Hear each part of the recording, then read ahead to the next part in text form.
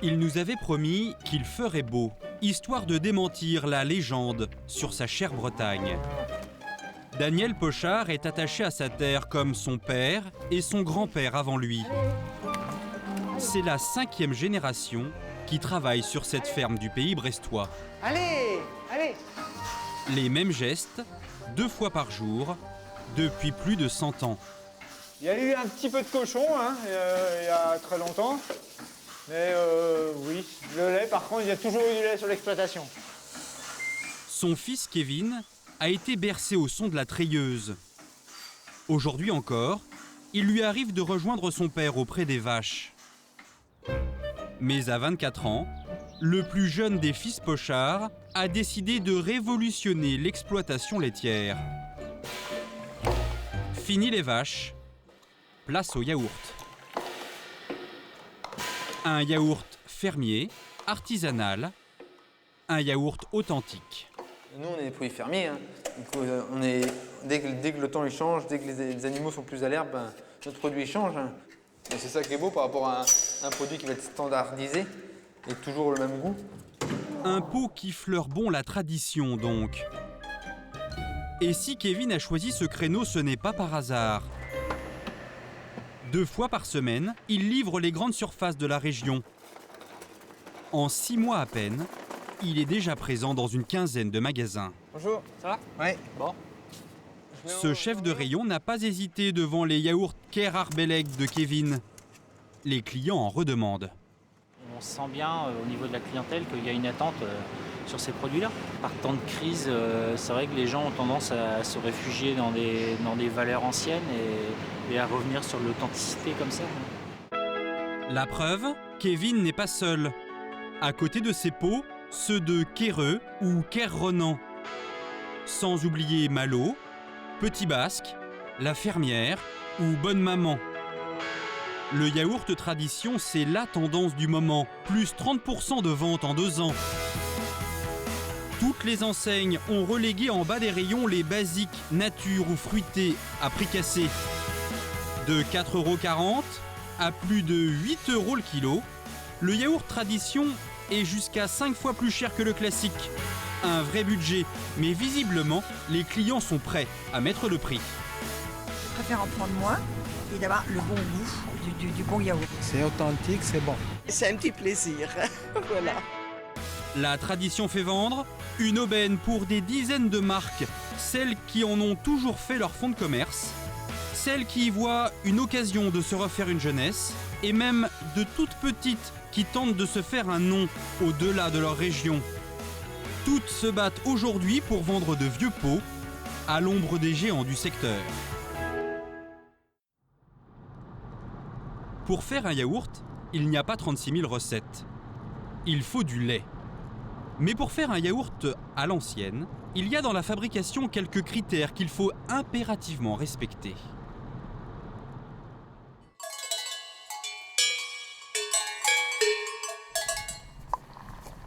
Il y a 5 ans, François Chedru a décidé de se lancer dans le yaourt.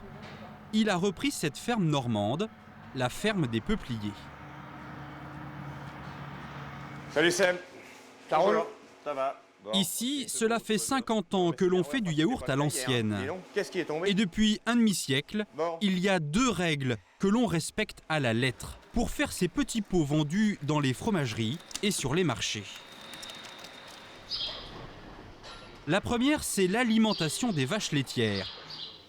François Chedru en a fait une obsession. Merci. D'abord, il cultive la plupart des ingrédients sur son exploitation pour s'assurer de leur qualité. Ça, c'est l'herbe qui est séchée au soleil, pressée et qui sert de fourrage tout l'hiver. Il faut différentes sortes de foin, de la pulpe de betterave, du magnésium, du calcium, mais aussi du lin et du maïs. Et pas question de mettre n'importe quoi. À la différence de certains de ses concurrents, François Chedru exclut certains composants. Cet ensilage d'herbe, nous, on l'écarte de l'alimentation des vaches pour faire le yaourt. C'est un très bon produit, ça coûte pas cher, c'est très intéressant, mais nous, on l'écarte parce qu'il y a toujours un risque de donner du goût au lait, et ça, on ne peut pas se le permettre. Si la sélection des aliments est importante, son dosage, lui, est fondamental, car il impacte directement la qualité du lait. La ferme a investi dans cette mélangeuse. Une machine de plus de 100 000 € qui pèse chaque ingrédient de la ration. La recette a été élaborée au kilo près. Et pour s'assurer que les vaches vont exactement manger ce qu'il faut sans trier, un robot passe toutes les 2 heures brasser le mélange. 15 000 € de plus. Et si François Chaudru a autant investi ces dernières années, c'est pour une seule raison, que le lait contienne assez de matière grasse. L'année dernière, on a eu une petite baisse de matière grasse au moment de Car la matière grasse, c'est ce qui donne le goût et l'onctuosité à ces yaourts à l'ancienne. On mettra les fibres pour essayer de limiter la baisse de matière grasse. Autour du 10 avril. Avec Sébastien, son chef d'exploitation, il analyse 2 fois par semaine la composition du lait. Les résultats du prélèvement de la fin février, dernière semaine de février. Son objectif, atteindre environ 41 grammes de matière grasse par litre de lait, soit 4 fois plus que dans un yaourt nature basique. Une matière première plus riche et donc plus chère. Notre coût de production du lait, ici, est de l'ordre de 25 à 30% plus cher que ce qui peut se faire ailleurs. Mais ce qui va vraiment alourdir la facture du yaourt tradition, c'est la deuxième règle à respecter, la méthode de fabrication. Elle doit être artisanale. Ici, le lait qui sort du pis de ces vaches se retrouve directement dans les cuves de l'atelier, à quelques mètres de là seulement. Christelle Lefebvre vient lancer la production du jour. Bonjour Pascal. Bonjour. Ça va bien? C'est la responsable de cet atelier. Ici, rien pratiquement n'a changé depuis 50 ans. Donc on a déjà fait des natures. On est en train de faire les frimailles, mandarines, kiwis. Au programme, 20 000 pots à faire en une journée. Cela peut paraître beaucoup, mais c'est à peine ce que produisent les industriels en 1 heure. On comprend vite qu'ici, tout prend plus de temps. D'abord, chaque cuve est remplie manuellement. Puis vient la pasteurisation, une étape où l'on doit chauffer le lait pour tuer les éventuelles bactéries. Alors que les industriels le font en quelques secondes grâce à des procédés ultra rapides, la ferme des Peupliers, elle, tient à conserver une méthode appelée bain-marie. Dans cette paroi, vous avez de l'eau chaude qui circule, de façon à faire chauffer le lait tout doucement. On prend le temps de chauffer le lait tranquillement, de façon à ne pas le brutaliser. 2 heures contre quelques secondes, forcément c'est plus long et plus cher. Quant à l'étape décisive des ferments, là encore on travaille à l'ancienne. Dans cette casserole de cuisine, un précieux mélange de bactéries est versé dans la cuve. À partir de ce moment-là, le lait commence à devenir yaourt. Privilégier la fabrication artisanale, une règle que la ferme applique aussi à l'étage inférieur, à la mise en pot. Il y a Claudine qui les place les uns après les autres sur l'unique chaîne de l'atelier. Une fois remplis et étiquetés, ce sont Julie et Eric qui les récupèrent. Arrive ensuite Pascal pour l'étape de l'étuvage. 2 heures passées dans une salle chaude pendant lesquelles le yaourt devient solide. En tout, pas moins de 7 personnes pour transformer à peine 3000 litres de lait par jour. Là encore, cela a un coût. 3000 litres de lait par jour, une demi-personne suffirait dans un système tout automatisé.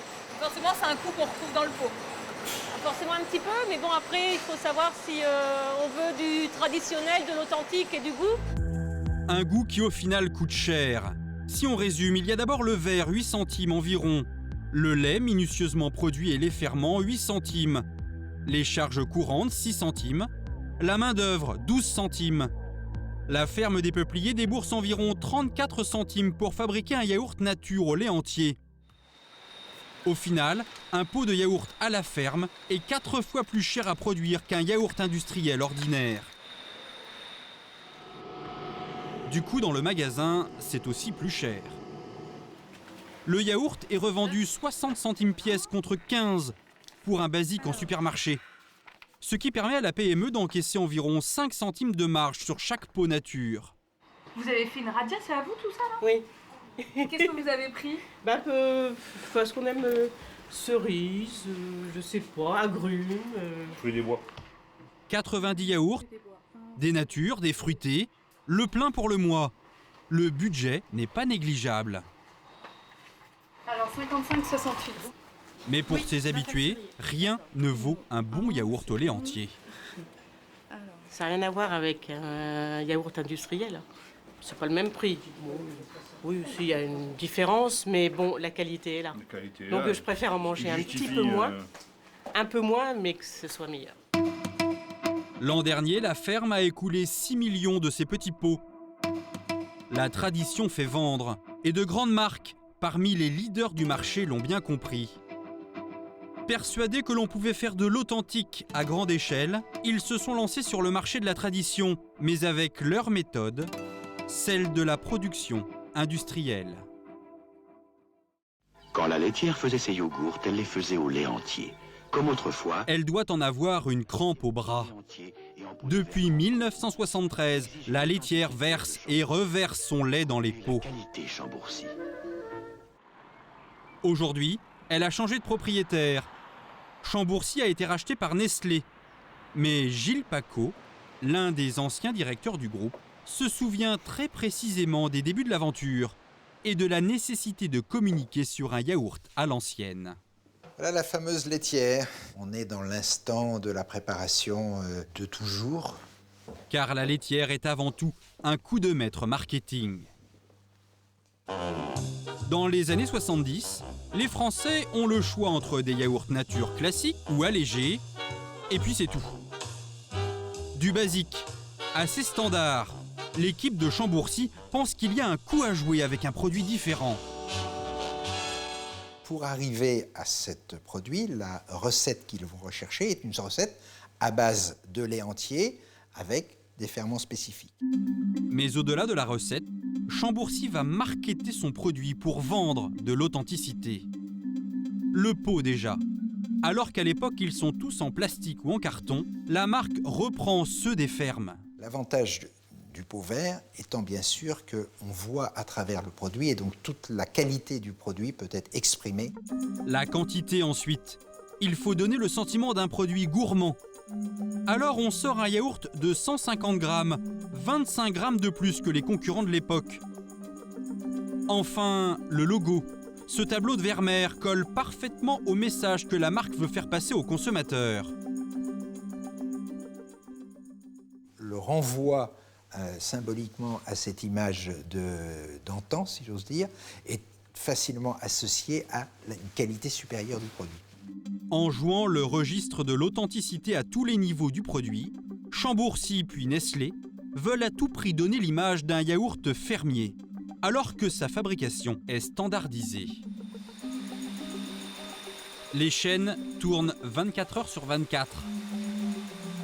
175 millions de pots par an, soit près de 500 000 par jour. Impossible de filmer la préparation de ce yaourt, c'est un secret bien gardé.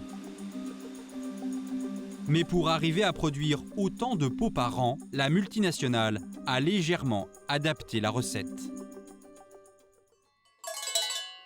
A priori, ces deux yaourts sont les mêmes. Des yaourts au lait entier. Mais il y a une différence qui ne se voit pas. Le taux de matière grasse. 4% pour l'un, 3,5% pour l'autre. Un écart infime mais qui permet à Nestlé de vendre moins cher que son concurrent, tout en rentabilisant son lait le mieux possible. Pour comprendre comment la marque fait du traditionnel à grande échelle, nous nous sommes rendus près de La Rochelle, à Surgères. C'est là que se trouve l'École nationale de l'industrie laitière. Donc cet après-midi, la manip pour les yaourts, elle va être la suivante. Franck Neyers forme les futurs techniciens et ingénieurs des grands groupes laitiers français. Ce jour-là, il va leur apprendre une technique utilisée dans les usines pour exploiter au mieux le lait entier. Une ferme voisine a livré ce matin du lait entier tout juste sorti de l'étable. Comme d'habitude, il contient autour de 4% de matière grasse. Donc on va se servir de ces résultats-là pour calculer nos... La matière grasse, c'est ce qu'il y a de plus cher dans le lait.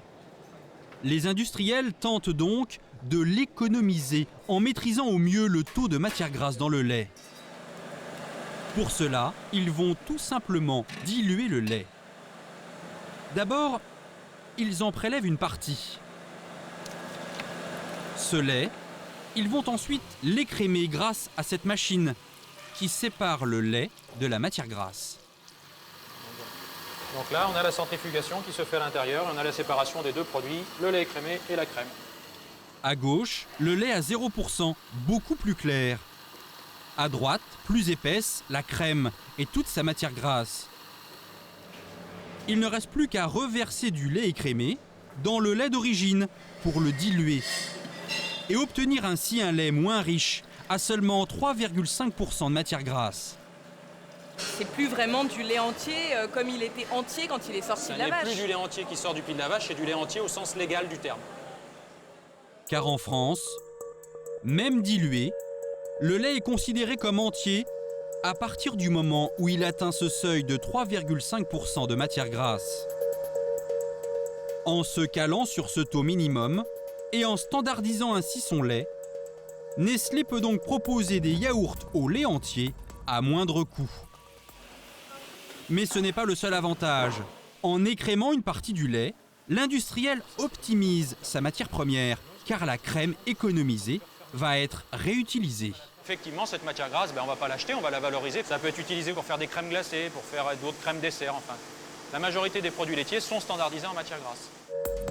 Et ça tombe bien, une marque comme La Laitière commercialise d'autres yaourts et desserts à base de crème. De quoi rentabiliser son lait et vendre un yaourt tradition moins cher, 30 centimes le pot, 3 fois moins que celui de la ferme des Peupliers. Une recette qui a permis à Nestlé d'être quasiment seul dans les rayons sur ce créneau pendant près de 40 ans. Mais il y a peu, ce monopole a été battu en brèche. Tout a commencé avec le retour du fait maison. À la fin des années 2000, c'est la grande tendance et le yaourt n'y échappe pas. Les livres de recettes se multiplient, les yaourtières sont ressorties des placards. Les Français veulent revenir à de l'authentique dans le pot, une tendance qui va vite être récupérée. Yoplait ressort son pot en grès. Bonne Maman déboule dans le rayon avec ses yaourts au célèbre Vichy rouge. Et derrière, une marque va profiter du mouvement. Une marque qui va tout miser sur des goûts originaux pour se différencier sur le marché.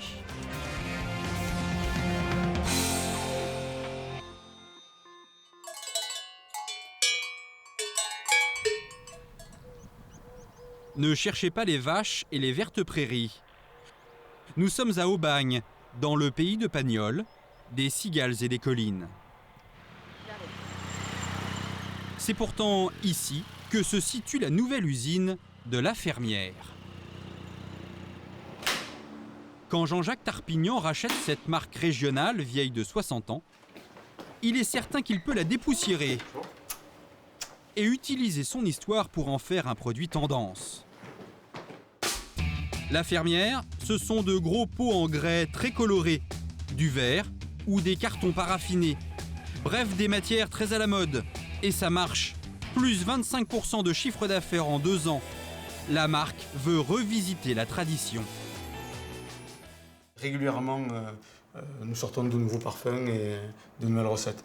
En moyenne, entre 2 et 6 nouvelles recettes par an. Pour assurer les ventes de cet été, l'entreprise parie sur un nouveau yaourt aux fruits. Plus qu'1 mois pour le finaliser, mais l'équipe n'arrive toujours pas à trouver le bon équilibre. Voilà, donc ça c'est les échantillons qu'on a fait, donc qu'on a préparé hier pour le développement du gourmand ananas lait de coco. Donc, voilà. Ananas lait de coco. Si c'est long et difficile, c'est qu'il faut marier les ingrédients tout en gardant la saveur de chacun. Du yaourt au lait entier, une infusion de lait de coco et des morceaux d'ananas écrasés. Il faut donc trouver le bon dosage. Tout va se jouer à la dégustation. Au niveau du goût, je le trouve ok. Pour moi, trop crémeux, un petit peu trop, un peu trop riche, un peu trop lourd. Le premier est donc rapidement écarté. Le deuxième ne plaît pas non plus, et ce, même avant de le tester. Par contre, là, celui-là, cette préparation de foie en termes de couleur, elle est pas belle. Hein. Et au goût, cela se confirme. Les deux derniers, eux, semblent s'approcher du résultat attendu. Mais il y a encore un problème. Ça manque globalement un petit peu de puissance, je trouve. Jean-Jacques Tarpignan veut exciter le palais du consommateur. Il veut donc mettre plus d'ananas.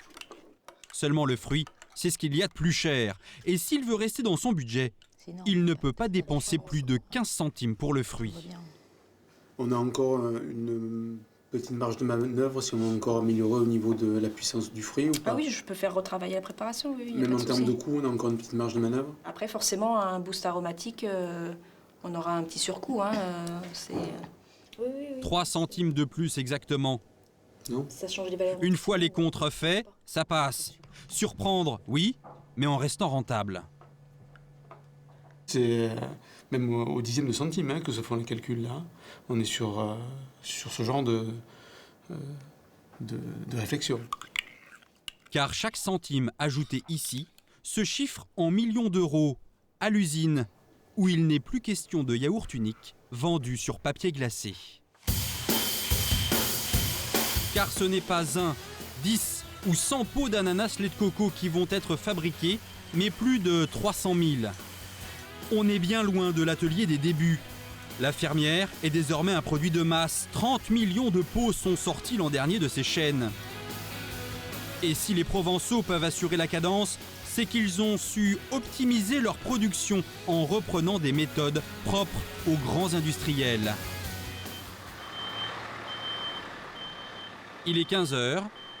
Comme chaque jour, la citerne de lait arrive à l'usine. Bonjour. Bon, on va vérifier le bon de livraison.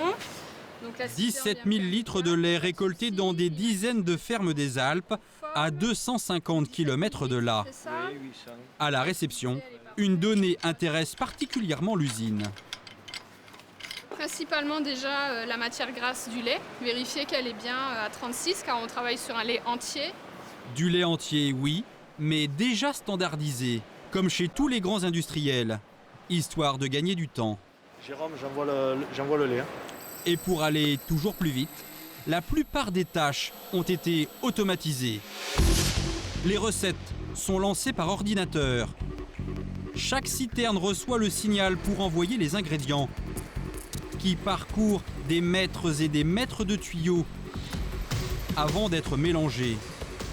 Le lait, le sucre, la crème, reste à pasteuriser le tout dans ces cuves. Et plus question d'un long bain-marie de 2 heures. Ici, la température est atteinte en 15 minutes. Ça marche. Seule concession faite aux machines, la découpe de certains ingrédients que la directrice marketing tient absolument à nous montrer. C'est là où vous voyez, on presse les citrons. Un par un, les citrons sont pressés pour récupérer des zestes et écarter la pulpe, histoire d'obtenir un jus le plus pur possible. Quant à la vanille, elle est encore découpée manuellement. Si la fermière insiste tant sur ce genre de détails, c'est qu'ils lui permettent de communiquer, de valoriser l'authenticité de son yaourt. Sur ce marché, le contenant est aussi important que le contenu. Delphine Grégoire le comprend très vite quand elle rejoint l'équipe à Aubagne il y a 3 ans. À l'époque, les ventes chutent. Et elle voit pourquoi rien qu'en observant les pots. Là, on a un pot qui est arrondi, pot grès couleur verte. Là, on a un pot en verre dans un petit panier plastique couleur verte. Là, on est sur un pot encore une autre forme. C'est-à-dire que déjà là, vous voyez, on a 3 formes différentes de pots. Ça donnait un aspect très disparate et aussi très rustique. Rustique et non authentique. Alors Delphine décide de refondre complètement l'emballage et les pots. Qu'ils soient en verre ou en grès, ils auront désormais tous la même forme. Pour les couleurs, fini le marron terroir, place au bleu lavande ou au vert pomme. Quant aux étiquettes, elles ont été totalement pensées dans un seul et même but, faire oublier le process industriel. Je vais vous montrer par exemple voilà, le nature. Le yaourt nature par exemple. Il est illustré par un pot au lait. Et ce n'est pas juste pour décorer. C'est vrai que le pot au lait était vraiment le symbole des années plus 60, 70. Donc c'était sympa aussi de garder ce côté authentique. Elle a aussi créé un tampon pour rappeler l'ancienneté de l'entreprise et choisi une écriture manuscrite pour le logo. Pour symboliser justement ce côté authentique, tradition, retour aux traditions. Reste une mention obligatoire, mais elle, on l'aperçoit à peine. Il y a quelque chose que vous avez marqué quand même en tout petit. Fabriqué. Fabriqué en laiterie industrielle, tout à fait. On avait une obligation de marquer fabriqué en laiterie industrielle, ce qui correspond... Ça aurait été plus sympa de marquer tradition. Là aussi, c'est réglementé. Car si elle en parle beaucoup mais ne l'écrit jamais, c'est que le mot tradition répond à des critères très précis. Et certains qui étaient persuadés de pouvoir l'utiliser en ont fait les frais. Retour en Normandie, à la ferme des Peupliers. Si la ferme a laissé la mention sur son camion, elle a dû récemment l'enlever de tous ses pots. Bonjour Stéphanie. Bonjour, ça va? François Chedru, le patron, essaye de relativiser. Bonjour. Mais en réalité, il ne décolère pas. Bon, écoute, assez rapidement, j'ai relancé les démarches auprès de l'administration. En septembre dernier, la répression des fraudes lui signale qu'il n'a pas le droit d'utiliser le terme « tradition » apposé sur l'emballage. Tradition. Avec Christelle, il demande alors des explications. Par écrit, on leur répond que le terme traditionnel peut être utilisé uniquement pour les produits ne renfermant pas d'additifs et fabriqués selon des recettes respectueuses de la tradition. Une définition qui correspond, selon eux, parfaitement à leur méthode de fabrication. Respectueuse de la tradition. Avec le lait fabriqué sur place, les vaches traitent sur place et le lait transformé dans des délais très courts sur place, le lait chauffé au bain-marie, je ne vois pas comment on peut faire plus simple. Mais ce qui agace encore plus François Chedru, c'est que ce texte est soumis à l'interprétation des agents de chaque département. C'est pas clair, donc ou bien on met de législation et elle est partout pareil, ou bien on met pas de législation. Car il suffit de repartir dans les rayons pour comprendre que d'autres ont eu moins de difficultés. Malo le Breton, lui, ne se prive pas de jouer cette carte. Jointe par téléphone, la direction nous a confirmé que les fraudes de leur département ne les avaient jamais inquiétés. Ils ont pourtant les mêmes méthodes que les Normands.